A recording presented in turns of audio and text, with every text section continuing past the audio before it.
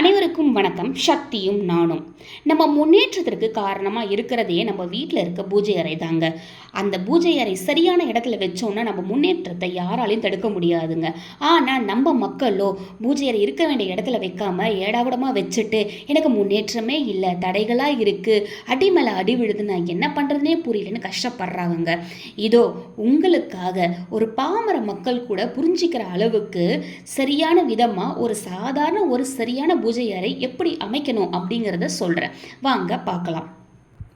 சரியான பூஜை அறை அப்படிங்கிறது தென்கிழக்கு மூலையிலோ அல்லது வடமேற்கு மூலையிலோ தான் கண்டிப்பாக இருக்கணும். அதே மாதிரி அந்த பூஜை அறையோட வாசலானது கிழக்கை பார்த்த மாதிரி தாங்க அமையணும். பூஜை அறை எல்லாருக்காலுமே படுற மாதிரி இடத்துல வைக்கக்கூடாதுங்க. எல்லாருமே போயிட்டு வந்துட்டு இருக்க மாதிரி இருக்கக்கூடாதுங்க எந்நேரமும். அதே மாதிரி பூஜை அறையில் இருக்க படங்களாக இருக்கட்டும், சிலைகளாக இருக்கட்டும், கண்டிப்பாக கிழக்கை பார்த்த மாதிரி தாங்க இருக்கணும். நம்ம பூஜை செய்யும் போது வழிபடும் போது நாம் வடக்க பார்த்த மாதிரி நின்று வழிபடணும். அப்போ தான் நம்ம முன்னேற்றம் மேலும் மேலும் உயர்ந்துக்கிட்டே இருக்குங்க. இதில் லக்ஷ்மி, குபேரர் இவங்களை வடக்கு பார்த்த மாதிரி வச்சு கும்பிடுறதுங்கிறது நல்ல யோகத்தை தருங்க. மற்றும் வடகிழக்கு மூலையிலோ தென்மேற்கு மூலையிலோ கண்டிப்பாக பூஜை அறை இருக்கவே கூடாதுங்க. ஆனால் நம்ம ஊர்களில் 90% வீடுகளில் இப்படி தாங்க வச்சுருக்காங்க. இப்படி வச்சுட்டு எனக்கு முன்னேற்றம் கிடைக்கல, கஷ்டமாக இருக்குங்க, என்னங்க பண்ண முடியும்? அதே மாதிரி தென்மேற்கு மூலைங்கிறது பெட்ரூம் இருக்க வேண்டிய இடங்க. வடகிழக்கு மூலைங்கிறது தண்ணியோ அல்லது செல்வம், பீரோ, பணப்பெட்டி இந்த மாதிரி விஷயங்கள் இருக்க வேண்டிய இடங்க. இந்த இடத்துலையும் கொண்டு போய் நம்ம பூஜை அறையை வைக்கக்கூடாதுங்க. அதே மாதிரி ஒரு பூஜை அறைங்கிறது நம்ம குடோன் இல்லைங்க, அது ஒரு பூஜை அறை. நல்ல ஒரு வைப்ரேஷன் இருக்க வேண்டிய இடங்க. அந்த இடத்துல லிமிட்டடான படங்களும் சிலைகளும் வச்சுக்கிறதுங்கிறது ரொம்ப நல்லதுங்க.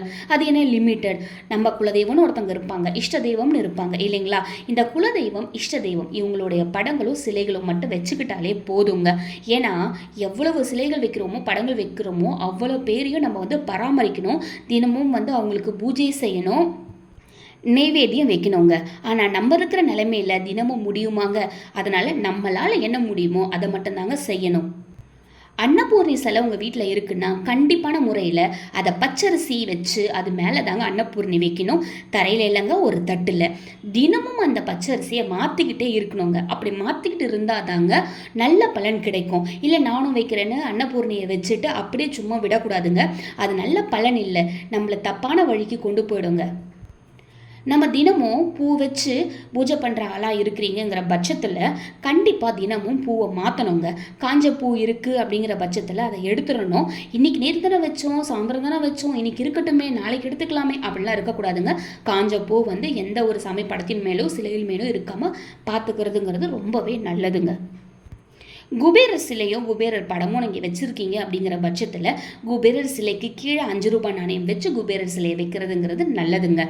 குபேரர் படம் வச்சுருக்கீங்கன்ற பட்சத்தில் ரூபாயை கொண்டு மாலையாக தச்சு அதை நீங்கள் மாலையாக போட்டு விட்டீங்கன்னா அது இன்னும் ஒரு நல்ல பலனை உங்களுக்கு தருங்க. லக்ஷ்மி தாயாரோட சிலை வச்சுருக்கீங்க அப்படிங்கிற பட்சத்தில் அவங்களையும் நீங்கள் தனியாக வைக்கக்கூடாதுங்க. ஒரு தட்டில் அரிசியோ மஞ்சளோ அல்லது காசுகளோ வச்சு அது மேலே தாங்க லக்ஷ்மி தாயாரை வைக்கணும். இது என்ன அந்த காலத்துலலாம் வாஸ்து பார்த்தா கட்டினாங்க, அவங்களாம் நல்லா வாழலையா அப்படின்னு சில பேர் கேட்கலாம். அந்த காலத்தில் எப்படி கட்டினாங்களோ, ஆனால் கட்டின விதம் சரியான விதமாக கட்டியிருக்காங்க. எல்லார் வீடுமே வீடோட வாசலானது கிழக்கே பார்த்த மாதிரி அமைஞ்சிருக்கும். கிழக்கே பார்த்த மாதிரி அமையலைனா இன்னொரு வாசலும் கிழக்க பார்த்த மாதிரி வச்சுருந்துருப்பாங்க. பூஜை அறைகள் எப்பயுமே கிழக்க பார்த்த மாதிரி தாங்க இருந்திருக்கும் அவங்க வீடுகளில். நீங்கள் பழைய வீடுகள் ஏதாவது இருந்தால் கூட போய் பார்க்கலாம். நம்ம இப்போ பின்பற்றுறது எல்லாமே நம்ம முன்னோர்கள் நமக்கு சொல்லி வச்ச விஷயங்கள் தாங்க. நம்ம முன்னோர்கள் சொன்ன எந்த விஷயமும் தவறான விஷயங்கள் இல்லைங்க. நமக்கு அது கண்டிப்பாக நல்ல விஷயங்களாக தாங்க இருக்கும். அதை நம்ம கடைபிடிச்சு அதன்படி வாழ்ந்தோம்னா கண்டிப்பாக நம்மளுக்கு முன்னேற்றம் இருக்குங்க. இப்போ நான் சொன்னது கூட சில விஷயங்கள் தாங்க, இன்னமும் நிறைய விஷயங்கள் இருக்குது. அதை நான் அடுத்தடுத்த பதிவில் தரேன். இந்த பதிவு உங்களுக்கு பிடிச்சிருக்குன்னு நினைக்கிறேன். பயனுள்ளதாக இருக்கும் நீங்கள் நினச்சிங்கன்னா உங்கள் நண்பர்களுக்கும் ஷேர் பண்ணுங்கள். கண்டிப்பாக லைக் பண்ணுங்கள், சப்ஸ்கிரைப் பண்ணுங்கள். ரொம்ப நன்றி. ஓம் முருகா.